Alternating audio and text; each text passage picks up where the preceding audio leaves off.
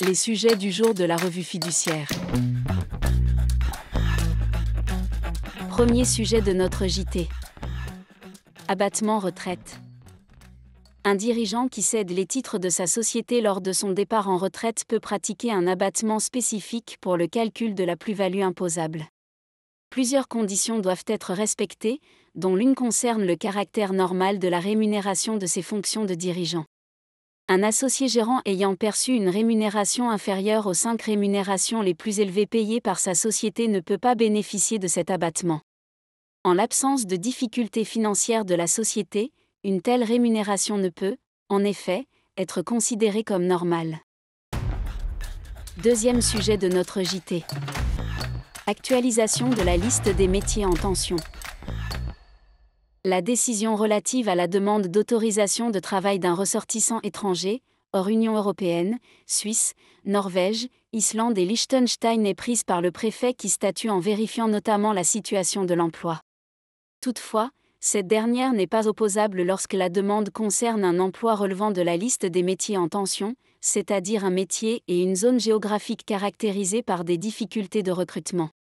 Un arrêté du 21 mai 2025 a une nouvelle fois actualisé la liste des métiers en tension, qui a vocation à être révisée annuellement en fonction de l'évolution des besoins. Selon les régions, le nombre de métiers en tension varie fortement. Par exemple, seuls 23 métiers en tension sont répertoriés en Bretagne, contre 41 en Île-de-France. La liste des métiers en tension varie aussi fortement selon les régions entre des métiers à moindre qualification, exemple, agent d'entretien, aide de cuisine, boucher et des métiers très qualifiés, exemple, ingénieur. Troisième sujet de notre JT. Aide aux entreprises du BTP face à la hausse des prix du gazole non routier. Face à la hausse des prix du gazole non routier, GNR, une aide a été instaurée pour les petites et moyennes entreprises du bâtiment et des travaux publics. Pour en bénéficier, l'entreprise doit avoir au plus 15 salariés, exercer dans un des secteurs du BTP éligible, utiliser du matériel non routier et être à jour de ses obligations déclaratives fiscales et sociales à la date du 31 décembre 2024. Le montant de l'aide est égal à 5,99 centimes d'euros par litre de carburant acheté en 2024, dans la limite de 20 000 euros.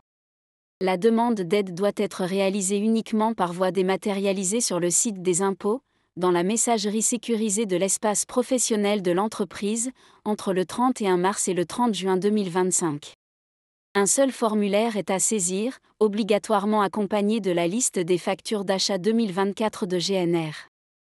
L'administration fiscale, toujours sur le site des impôts, a mis en ligne un document présentant la méthodologie pour déposer les demandes et une foire aux questions, mise à jour au 31 mars 2025. Pour retrouver les modalités de dépôt de la demande, aide GNR BTP, dépôt de la demande, impôts.gouv.fr.